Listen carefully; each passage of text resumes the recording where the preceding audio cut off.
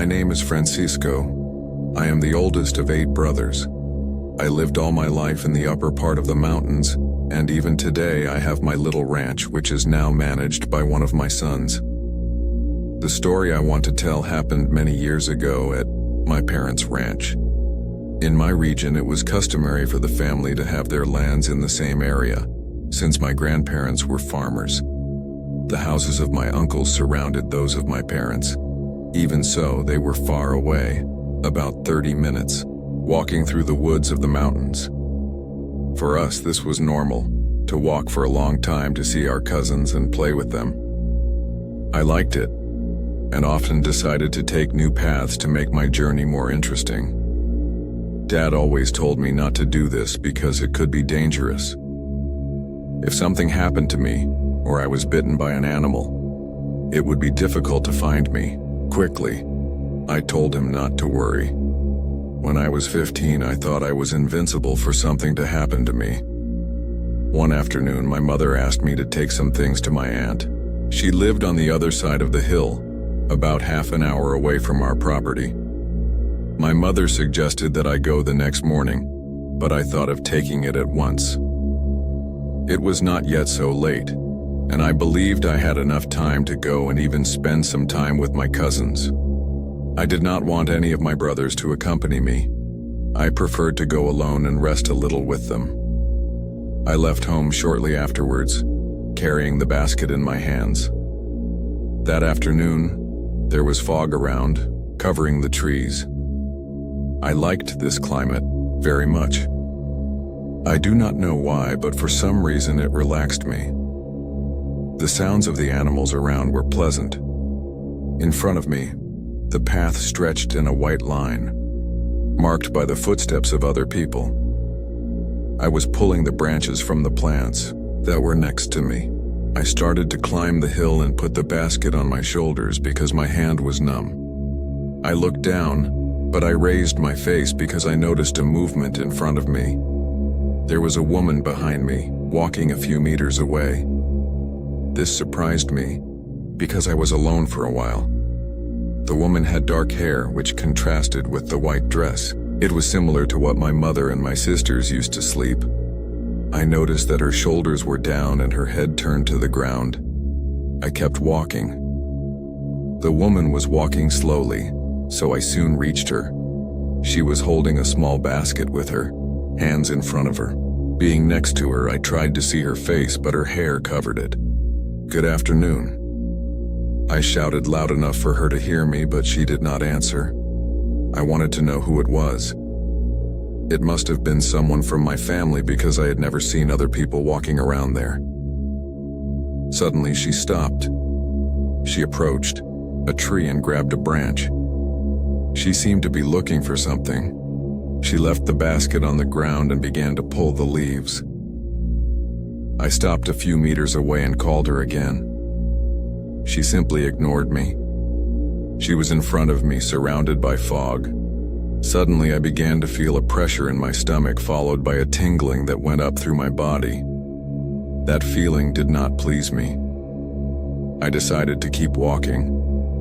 I looked at the woman one last time. She stayed behind, disappearing among the fog of the forest. I almost reached the top of the hill, then I began to descend. I was in the middle of the way when I heard a strange noise behind me. I looked back and there was that woman again. I took a jump of fright. Her presence caught me by surprise. She held a dry branch of a tree in one of her hands and dragged it to the ground, making a peculiar sound when she touched the dry leaves. I began to feel very uncomfortable. I could swear that she had been behind for several minutes. I did not understand how she moved so fast. "Good afternoon," I said again, but again I did not get an answer. I could see her hands in more detail. Her fingers were long, and her arms very thin. I stopped and she did the same. She began to hit the branch on the ground. This scared me. My heart began to beat very fast, as if somehow she were pressing me. I continued down the hill. At that moment I could hear her well behind me. The noise she made with the branch was getting closer and closer. I felt a knot in my throat. Suddenly, she was by my side. I turned my face to her. Her face was still covered by her hair. She approached the tip of the branch of my feet, drawing a line between us as we walked. I looked up a little more at her dress. Her feet did not touch the ground. I swear it was as if my heart stopped beating for a second. I took a deep breath and turned my face. What was that? She was floating in the air. It could not be possible. I felt that my legs did not respond. I tried to move forward as I could. My arms were shaking, almost making the basket fall. The path down the hill opened in front of me to where the fog allowed me to see. I could still see the figure next to me moving. My heart was almost coming out of my chest. I had never felt so much fear in my life. The hairs on my body were shivering. I tried to close one of my eyes. In this way, my field of vision was more reduced, which allowed me to stop seeing there. In the distance, I could distinguish my aunt's ranch. I felt that little by little the air returned to my lungs. In front of me appeared her dog, which began to bark at me.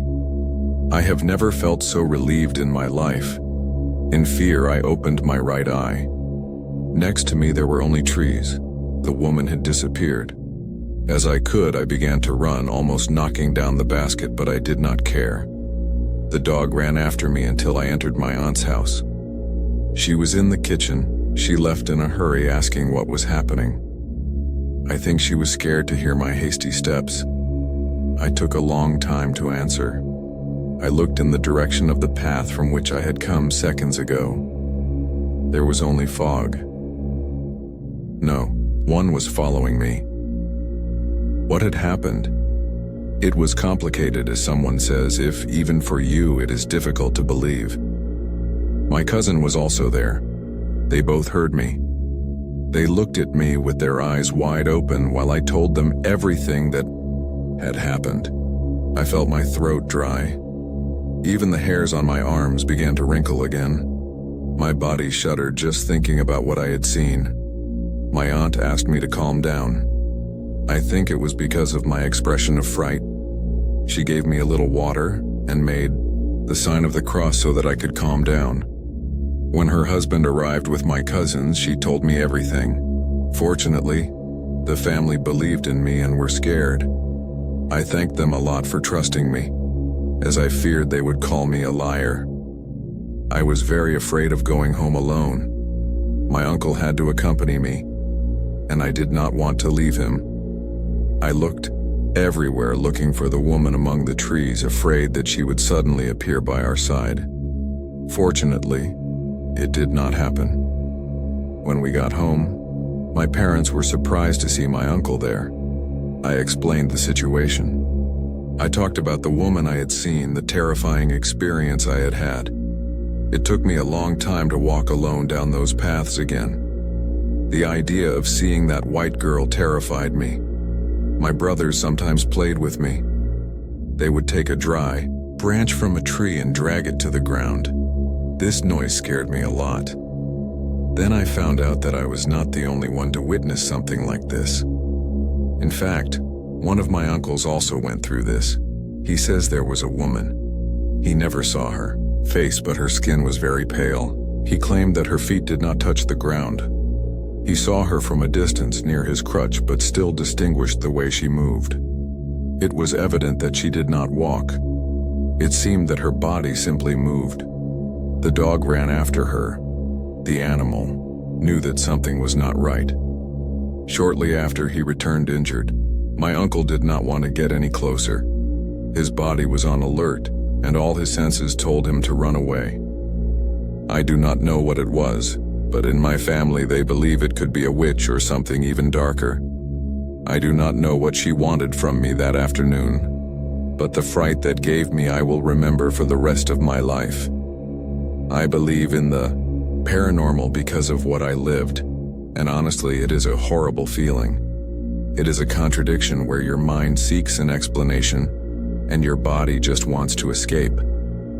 If you like horror stories, like this video, share it, and do not forget to subscribe to our channel. and keep watching the next reports that will appear on your final screen.